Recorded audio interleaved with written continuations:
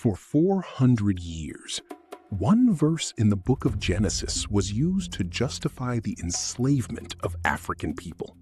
Slave owners quoted it from pulpits. It was written into legal frameworks of colonial governments. It was taught in churches as divine permission for one of the greatest crimes in human history. Genesis 9:25, "Cursed be Canaan." That verse is not about who they said it was about. And today, we are going to read what it actually says. To understand Genesis 9, we have to start at Genesis 6.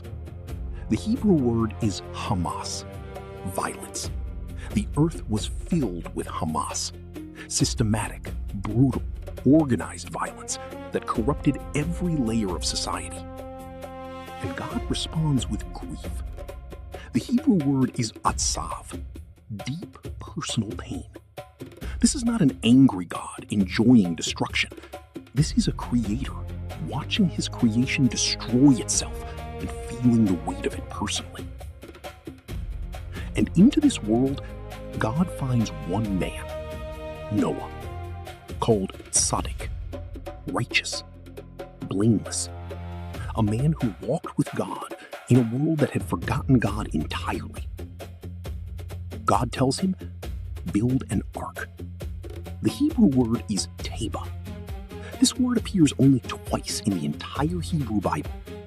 Here for Noah's ark, and in Exodus chapter 2 for the basket that carries the infant Moses down the Nile. The same word, the same function. A vessel that preserves a life through threatening waters. Noah does everything God commands. And then the rain begins.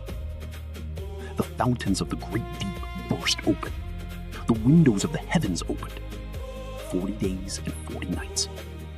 Everything outside the ark died. The world that had filled itself with Chamas washed clean. For 150 days, Noah and his family were preserved inside the Tebah. And then God remembered Noah. The Hebrew word Zakar means to actively call to mind, to turn your full attention towards someone with care. God turns his attention back to Noah, and the waters begin to subside. A dove returns with a freshly plucked olive leaf. The earth is drying. Come out of the ark, be fruitful and multiply and fill the earth.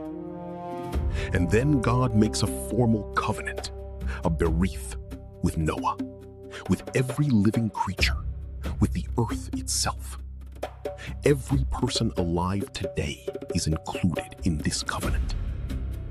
The sign of that covenant is the Qeshet, the rainbow.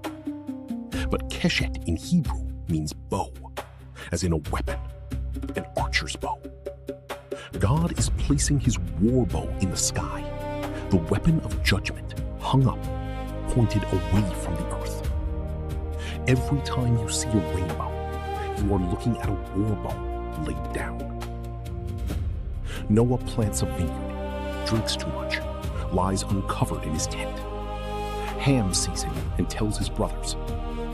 Shem and Japheth walk backward into the tent, eyes averted, and cover their father without looking. Noah wakes. He knows what happened, and he speaks. Now read carefully. This is the most misread passage in the history of biblical interpretation. Cursed be Canaan. Not Ham, Canaan, Ham's son, Noah's grandson. The subject of the curse is Canaan, the ancestor of the Canaanites, the inhabitants of modern-day Israel and Palestine and Lebanon. These are not African peoples. This was a specific prophecy about a specific Near Eastern people, fulfilled when the Israelites conquered Canaan under Joshua. It ended there. Now look at what the Bible says about Ham's other sons. Ham had 4 sons. Cush, the father of Ethiopia. Mizraim, the Hebrew word for Egypt. Put, the ancestor of Libya and North Africa. Ham is the father of Ethiopia, Egypt, Libya, the great African civilizations whose pyramids still stand. Not one of them is cursed. The Bible celebrates Africa through Ham. It never said what they said it said. And now, you know exactly what it does say. That is the story of Noah's Ark and what the curse of Canaan actually means. And that is what the flood and the lie is all about.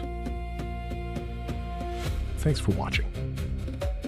If this episode corrected something you were taught, share it. Subscribe to the Black Bible. The truth was never lost. It was just hidden. And we're bringing it back, one episode at a time.